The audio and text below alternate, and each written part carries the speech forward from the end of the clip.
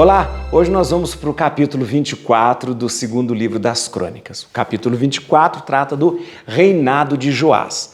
O Joás é aquele menino que foi salvo pela sua tia para não ser morto pela avó, ficou criado dentro dos dormitórios, das dependências do templo que só os sacerdotes tinham acesso e, portanto, quando ele tinha 7 anos, 7 anos, ele fica rei, um rei menino que vai ficar rei, o rei Joás. Ele vai reinar durante 47 anos, começa bem o seu reinado, tudo bem, foi criado pelo sacerdote Joiada, né? Foi criado muito bem, tudo, segundo os princípios, mas depois degringolou. No final, nossa senhora, estava indo muito bem, de repente deu errado, tá bom? Vamos lá?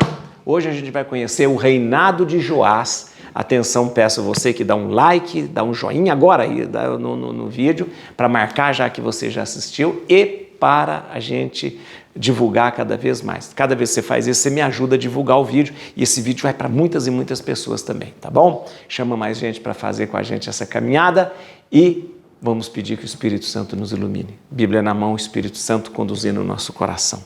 Capítulo 24, o reinado de Joás.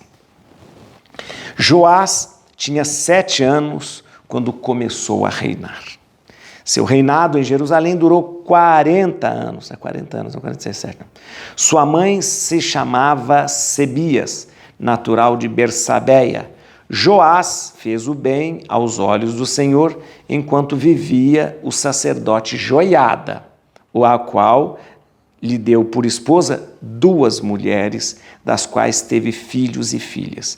Depois disso, Joás tomou a peito restaurar o templo do Senhor. Convocou os sacerdotes e levitas e lhes disse: Ide percorrei as cidades de Judá e delas recolhereis anualmente o dinheiro dos israelitas para reparar o templo do vosso Deus.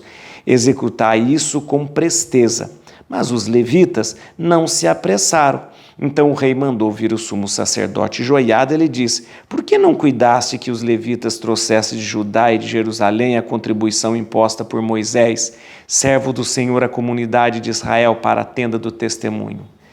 A ímpia Atalia e seus filhos destruíram a casa de Deus, fizeram servir ao culto de Baal todos os objetos sagrados do templo do Senhor. Então o rei ordenou que se fizesse um cofre e o colocasse na parte externa da porta do templo. Em seguida, publicou-se em Judá e em Jerusalém que levassem ao Senhor a contribuição imposta a Israel no deserto por Moisés, servo do Senhor. Todos os chefes e todo o povo, cheios de alegria, vieram colocar dinheiro no cofre, até que esse estivesse cheio.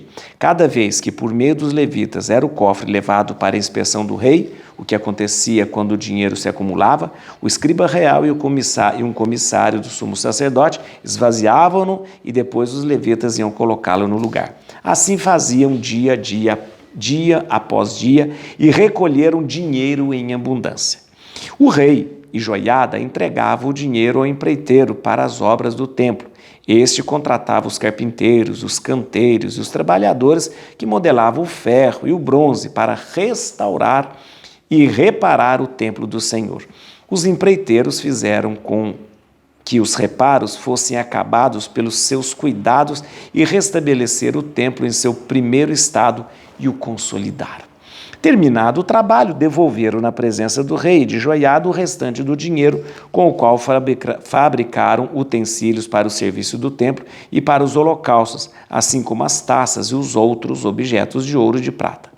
Enquanto viveu Joiada, foram regularmente oferecidos os holocaustos do templo do Senhor. Joiada, o sumo sacerdote, velho, cheio de dias, morreu. Tinha 130 anos. Exagero, Tinha 130 anos. Foi sepultado na cidade de Davi com os reis, pois ele tinha feito bem em Israel para com o Senhor e seu templo. Depois da morte de Joiada, os chefes de Judá vieram e se prostraram diante do rei. E dessa vez o rei os ouviu. Abandonaram o templo do Senhor, o Deus de seus pais, e se puseram a adorar imagens de Aserá e outros ídolos. Tamanhas faltas atraíram a ira divina contra Judá e Jerusalém. Enviou-lhes o Senhor profetas para converter ao Senhor. Porém, pregaram em vão e não foram ouvidos. Então, o Espírito de Deus apossou-se de Zacarias, filho do sacerdote Joiada, o qual se apresentou diante do povo. Eis, disse ele, que diz o Senhor, por que transgredis as ordens do Senhor? Nada conseguireis, porque abandonastes o Senhor e por isso ele também vos abandonará. Mas eles se revoltaram contra ele e o apedrejaram por ordem do rei, no átrio do templo do Senhor. Joás, esquecido dos benefícios que Joiada lhe dispensara, mandou matar o filho. Porém, ao expirar, disse Zacarias, que o Senhor o veja e faça vingança. Ao fim de um ano, o exército dos sírios atacou Joás, invadiu Judá e Jerusalém, massacrou os chefes do povo e enviou todo o seu despojo ao rei de Damasco. Embora os sírios tivessem vindo em pequeno número, o Senhor lhes entregou um enorme exército, porque Judá tinha abandonado o Senhor, o Deus de seus pais. Assim, os sírios fizeram justiça a Joás. Apenas se afastaram, deixando-o como presa de grandes sofrimentos, seus homens revoltados contra ele por causa do assassínio do filho do sacerdote Joiada, assassinaram-no em seu leito. Assim morreu e sepultaram na cidade de Davi, mas não nos sepulcros reais. Os conjurados eram Zabade, filho de Semate, mulher amonita, e Josabate, filho de Semarite, mulher moabita. Tudo que se refere a seus filhos, os numerosos oráculos proferidos contra eles e a restauração do templo, estão relatados nas memórias do livro dos reis. Seu filho Amazias sucedeu-lhe no trono. Você viu, gente? Rapidamente eu vou passar aqui a história do Joás. Ele era um rei, um menino. Com sete anos ele assumiu o trono. Por quê? Porque quando o rei, o Joiada, o sacerdote Joiada, que criou esse menino nos aposentos, nas dependências do templo, onde ninguém entrava, quando esse menino estava com 7 anos, ele foi coroado, foi ungido rei, e naquela ocasião, a Atalia, que tinha mandado matar todos os outros netos, foi morta também. Só que o que aconteceu? Esses 6 anos que a Atalia reinou, ela acabou com o templo, ela misturou, permitia que fosse feitos sacrifícios a Baal dentro do templo. Olha que coisa horrível! Usava os objetos que eram geralmente destinados para os holocaustos, para holocaustos sacrifícios feitos para Baal. Permitiu que o templo fosse imaculado, não cuidou do templo, o templo estava em pedaços. Quando o rei, esse menino se torna rei, quem está do lado dele? O sacerdote Joiada. Foi o Joiada que criou esse menino, foi o Joiada que protegeu para que ele não morresse. Esse menino, então, começa a crescer como rei, aquela coisa, mas tendo sempre ao seu lado Joiada. E Joiada, junto com ele, faz a renovação, a restauração do templo. Isso é maravilhoso, maravilhoso. Todo o templo é restaurado. Todo o templo é restaurado. E aí, ele, nesta época, instituiu-se um imposto do templo que todo israelita tinha que pagar uma vez por ano para cuidar do templo. Esse imposto, gente, é interessante que esse imposto, ele continua até no tempo de Jesus. Tanto é que em Mateus existe um momento em que se pergunta, os seus discípulos não pagam o imposto do templo? É esse imposto que se está falando. Todo israelita tinha a obrigação de uma vez por ano pagar um imposto para que o templo fosse conservado. Nesta época do Joiada e do Joás é que foi instituído este imposto. Muito bem, era tanto dinheiro que o templo foi restaurado, maravilhoso, ficou como ele era no começo. O dinheiro deu para fazer de novo objetos de prata, de ouro, todas as coisas para se usar. Tudo bem, estava indo tudo bem. O Joiada chega, fica velhinho e morre. Aqui a Bíblia fala 130 anos, mas ninguém viveu 130 anos. 130 anos para dizer que ele viveu muito tempo. Muito bem.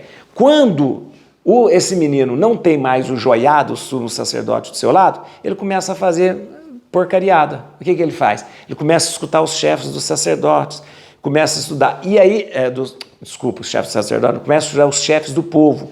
E aí, gradativamente, a idolatria vai voltando. Por quê? Porque isso está arraigado no povo. Essa idolatria está arraigada no povo. Vai voltando, vai voltando, vai voltando. E de repente, o filho do sacerdote Joiada, o Zacarias, né, ele, né, não tinha mais o Joiada, tinha morto, ele chega e peita o rei e fala, peraí, está voltando todas as idolatrias, agora tem culto para Baal, agora está acontecendo de novo altares a Serás, o que é isso? Os chefes do povo ficam muito chateados com isso, fica com muita raiva, influencia Joás, né? E Joás acaba matando o filho do Joiada, o Zacarias. Você vê, olha que traição. O Joiada que cuidou desse menino, protegeu esse menino, não deixou com que ele fosse morto, agora ele mata o filho daquele que foi o seu protetor. Olha que traição. Aí, o que acontece? Isso foi um escândalo. Todo mundo viu que foi o Joás que mandou matar. O rei que mandou matar. Foi horrível isso. Aí o que acontece? Acontece que na hora que o Zacarias, o filho de Joás, está morrendo, ele falou assim, você vai ver o que vai acontecer. Você vai ver o que vai acontecer com você. Ele diz assim, que o Senhor o veja e faça vingança. E realmente, no fim do ano, o exército sírio vem, arrasa Judá, leva todo o dinheiro, todas as coisas, leva para Damasco. Acabou com a cidade, acabou com coisa, acabou mesmo. Ou seja, por quê? Porque eles se afastaram. O povo, percebendo que esta invasão dos sírios era um castigo pelo rei ter assassinado o filho de Joiada, o que o povo faz? O povo faz uma conjuração e mata Joás.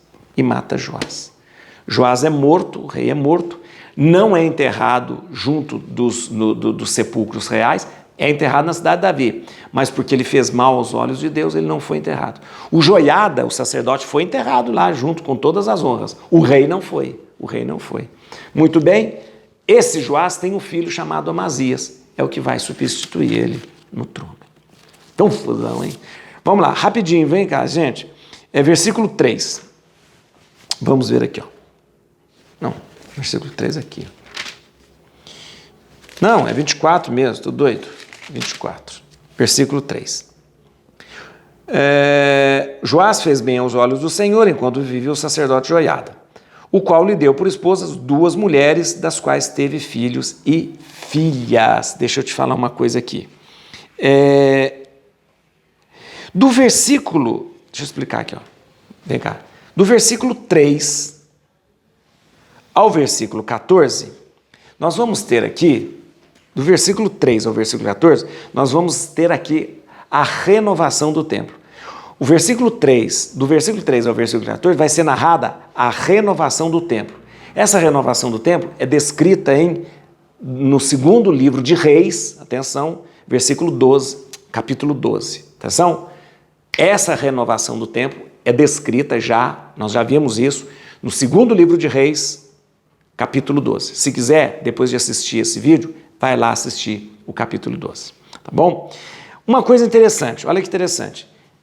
O qual deu por esposa 2 mulheres, os quais teve filhos e filhas. Atenção, o rei Joás só teve 2 mulheres. Engraçado, né? É engraçado que Salomão teve um monte de mulher. Davi, então, um monte de mulher. Um monte. Tinha harém. Salomão tinha um harém, Davi tinha um harém. Só que Joás só teve 2 mulheres. Por quê?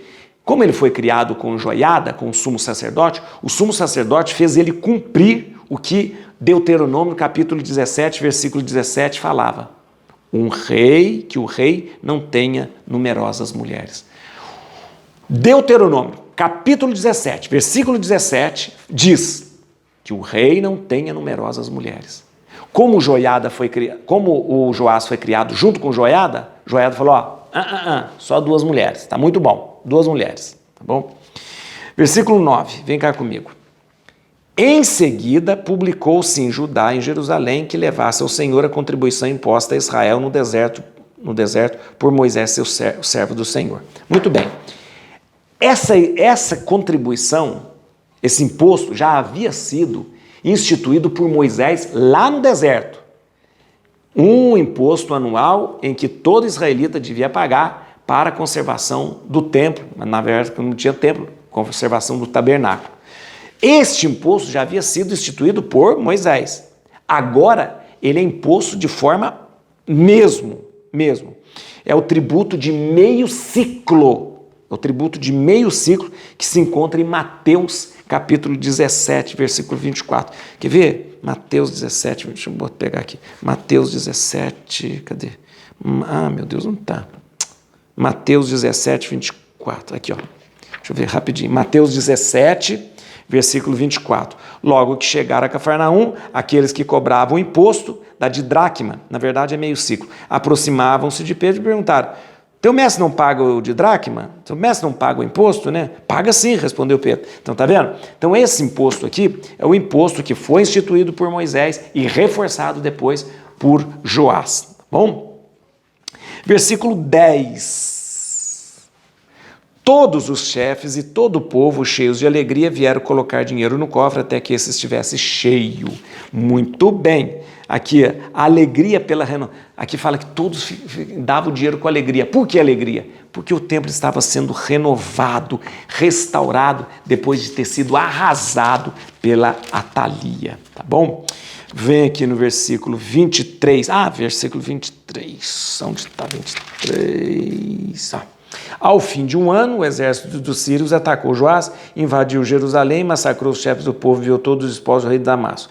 Na verdade, esse ataque aconteceu por volta de março-abril, que é o final das estações da estação das chuvas, que é o período em que se faz guerra, março-abril ali, tá bom?